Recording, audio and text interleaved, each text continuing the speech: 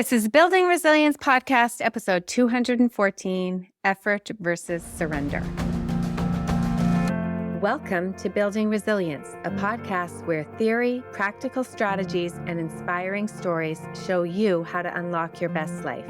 I'm your host, Leah Davidson. As a certified life coach, speech-language pathologist, and nervous system resilience expert, it is my mission to teach you how to be more resilient to life's adversities.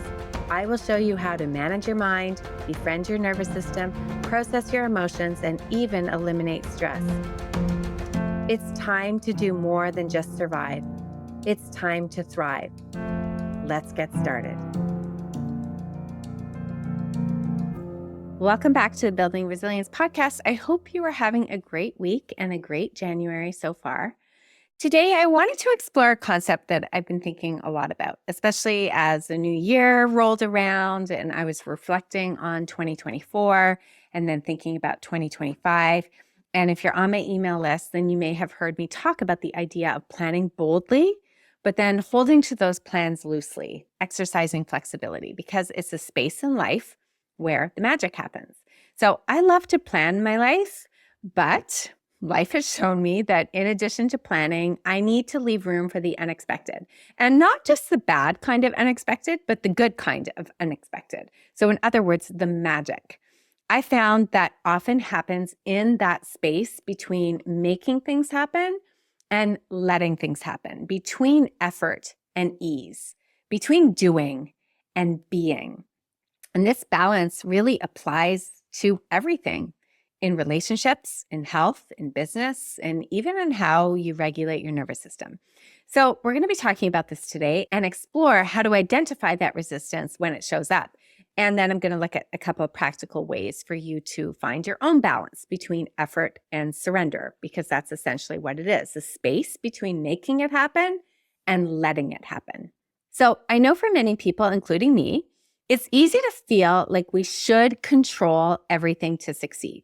So you may have been, told or trained to just work harder, push through, to grind. But if we live entirely in that space, we can end up burning ourselves out or driving ourselves to frustration. Now, on the other hand, complete surrender or a level of passivity can make us feel aimless or out of control. So it is the balance. And it's a balance between grit and grace. And I talked about that in a previous episode. So really encourage you to go back to listen to that.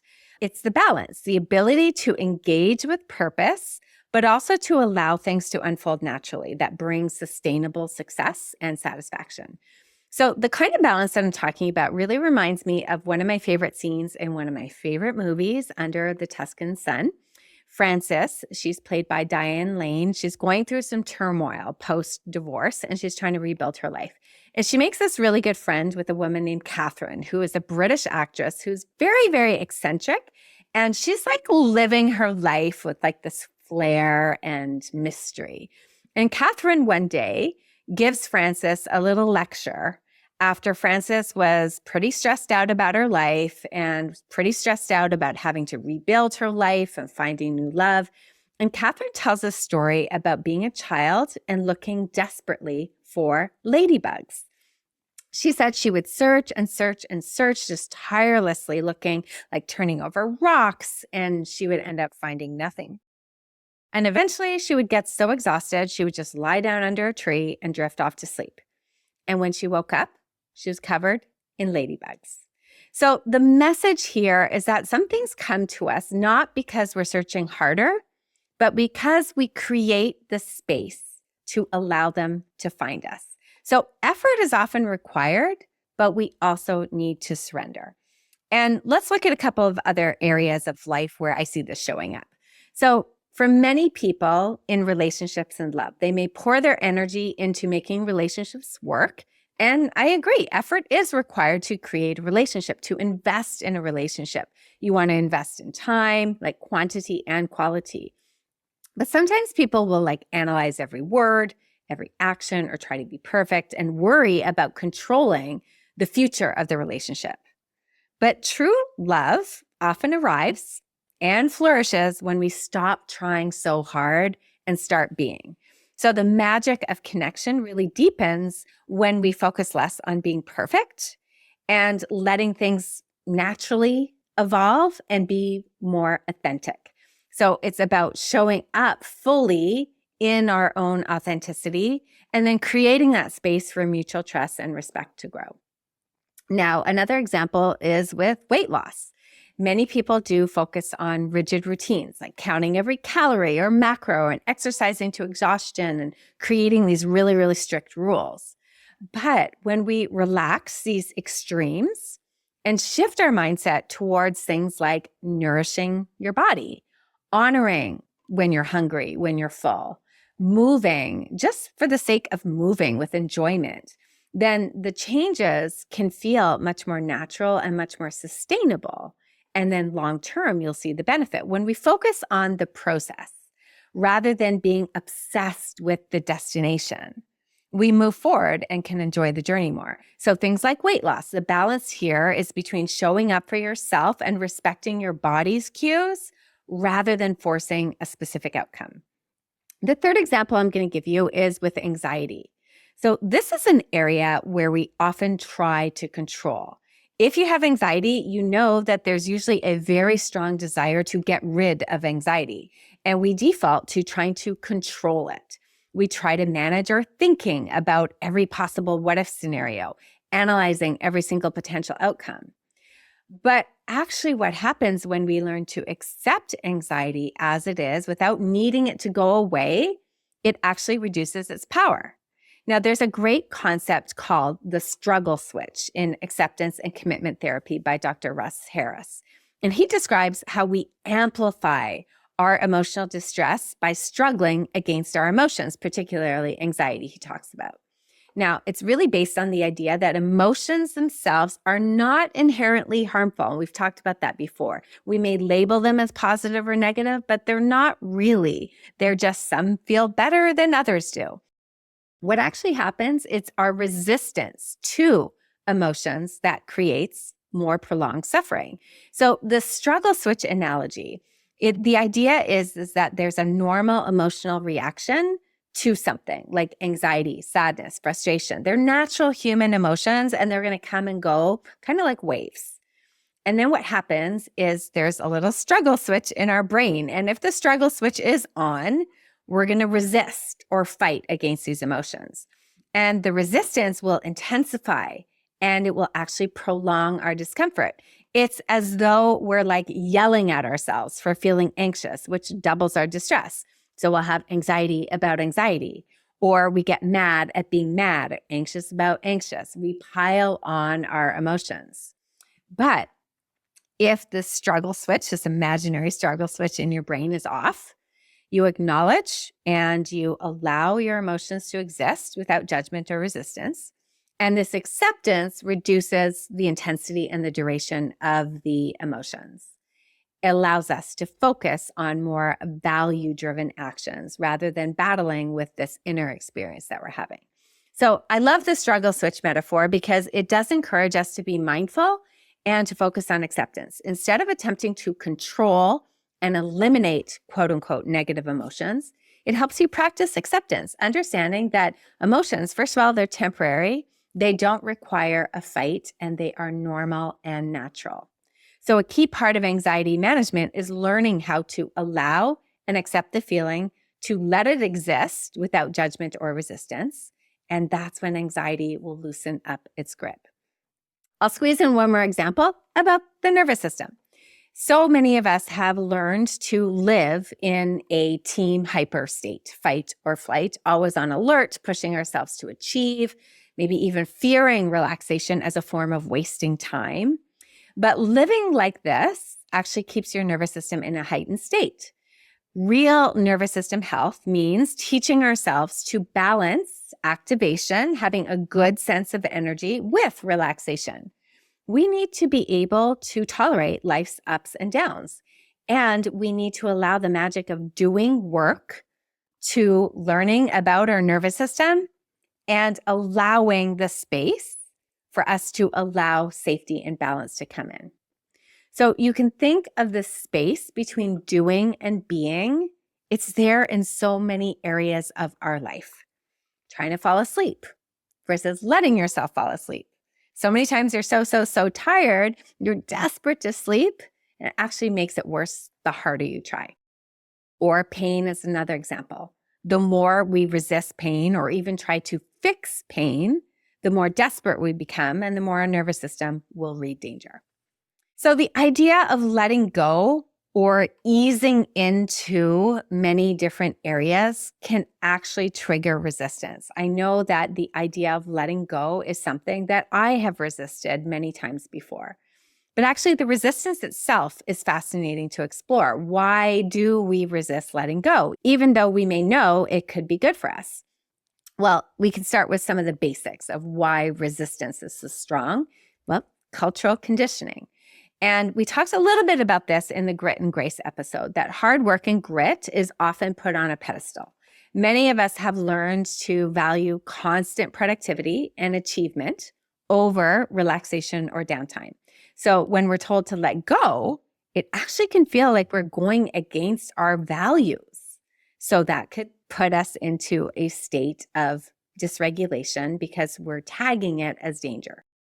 The second reason we resist is we do have a fear of losing control. Letting go requires a certain level of trust, and that can feel totally vulnerable. We may fear that if we stop trying so hard, we'll lose control of the outcome or we'll be left behind. And the fear of losing control can actually keep us stuck in this over effort kind of mindset. And then lastly, the illusion of safety that we get when we're in effort. And it's a big one. For many people, over effort, putting in a lot of effort feels like a way to stay safe. We may feel like if we're constantly doing, we're protecting ourselves from potential disappointment. But really, this over effort can actually make us feel more anxious and burnt out in the long run. Now, one of the first things we can do to work with resistance is just identify how and when it shows up for you. How do you know when you're resisting something? Now, many of us even resist that we resist. So I'm going to give you a few things that you can check in with yourself to see if you might be resisting letting go. So the first one is just tension in your body. Resistance actually often shows up physically. Maybe your shoulders feel tight or your jaw clenches. When you notice these physical signs of tension, ask yourself, are you in the space of too much effort and too much resistance? And if you're somebody who suffers with a lot of pain, you may notice that tension in itself can make things much worse. Now, the second indicator that you're stuck in resistance is if you have all or nothing thinking.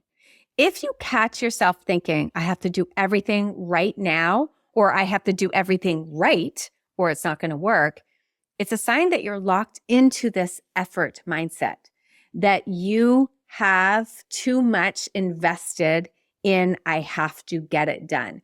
And this kind of black and white thinking, it actually sends signals of fear to your nervous system. And then you're going to have a fear of letting go of control. And then the third way you can notice that you are in resistance is if you're in constant overwhelm or constantly trying to be busy. If you're always busy, but you never feel like you're accomplishing things, you may be resisting rest and relaxation. And this is an interesting one to explore because overwhelm can be a signal that your body and your mind are craving a more balanced approach. Now, recognizing these signs in yourself is powerful because it opens up the possibility of choice. Instead of defaulting to pushing that grit, you can start experimenting with really small shifts towards more ease and balance and grace. And of course, it's all applicable, especially to people in Team Hyper. I definitely can relate to it, but there is the opposite problem too. Some people do need to exert more effort, more grit, more doing. They wonder why things don't happen for them, but often it's because opportunities come when people are putting in some effort. So I just want to remind you that there is a balance. All right, lastly, what can we do to try to balance this effort and surrender, that doing versus being? The first one, you know I'm going to say it. Well, hopefully you know I'm going to say it because I talk about it a lot. Practice self-compassion. Often our resistance to letting go is fueled by self-criticism or the belief that we should be doing more. And self-compassion really invites you to accept that your worth isn't tied to productivity. Your worth is not in doing, it is in being. And practicing self-compassion really creates a space to allow you to embrace yourself no matter where you are in your journey. Because remember, like last week we talked about, you are always in the middle of your journey. The second thing you can do is you can try these micro moments of letting go. You don't have to go from being like total grit, lots of effort, to total surrender, letting it all go all at once. Experiment with small moments of letting go, whether it's just stopping and taking a deep breath, or just putting down your phone, or allowing yourself to have 5 minutes of rest without any guilt. So these micro moments build up a habit of releasing tension, which strengthens over time the more we practice that. That's why I like stopping in the middle of my day and doing my safety sequence. Am I safe? Do I feel safe? Relaxing my body. It gives me these micro moments of safety. The third thing I can do is to reconnect with your body. So resistance often puts us in our head, and it makes us more anxious and more mentally tight, so to speak. So shifting focus to your body helps you come back to the present. So gently scan your body. Notice where there's tension. Give yourself permission to relax the muscles that are tense, even if just for a few seconds. Practice reminds your body that it's safe to release control. Again, here we are, that safety sequence. Am I safe? Do I feel safe? Relax your body. I love to relax my body. I love to use that ragdoll technique that you've heard me talk about. Stand up, let your arms and shoulders hang loose. Mentally scan your body for these areas of tightness and let them hang loose. And you're going to just release each area like a ragdoll, letting go of all this unnecessary tension. It's a great way to embody the balance of effort and surrender, which is going to be signaling to your nervous system to relax. The fourth thing you can do is use breath work. A quick breathing technique can help you reset your nervous system and ease that feeling of resistance. So try something like box breathing, where you count in for 4, hold for 4, exhale for 4, hold for 4, or the physiological sigh, which remember is the 2 quick breaths in and then the longer exhalation out. Remember, it's a longer exhalation that triggers that parasympathetic nervous system, that rest and digest, that promotes relaxation. So when you practice techniques like this regularly, you are helping to train your nervous system to release effort and find ease. And then lastly, often resistance to letting go just comes from the fear of the unknown. Practicing trust can mean maybe visualizing a positive outcome, reminding yourself that things can unfold in ways that you don't need to control. The future is not decided. We don't know for sure how things are going to unfold. So by shifting your focus to a positive mindset, to positive potential, you're training your mind to feel safe with less control. So the journey of finding the balance between effort and surrender, it's going to be an ongoing one. I know it is an ongoing one for me. It requires this daily commitment of awareness. It just requires for me to stop and to ponder and to get in the present. When I catch myself clenching up tightly to an outcome, letting go doesn't mean I'm giving up. All it means is I'm just releasing the pressure just a second. I'm trusting the process. I'm inviting in a little bit more space, reassuring myself it's okay to be in the middle. So I hope you found this helpful today, and I will see you next time. Take care. Thank you for listening to the Building Resilience podcast. If you're interested in learning a little bit more about managing stress, building resilience, and leading a more purposeful life, then make sure we're connected on Instagram and Facebook at Leah Davidson Life Coaching. You can also subscribe to my weekly newsletter at www.leahdavidsonlifecoaching.com/newsletter. Looking forward to connecting.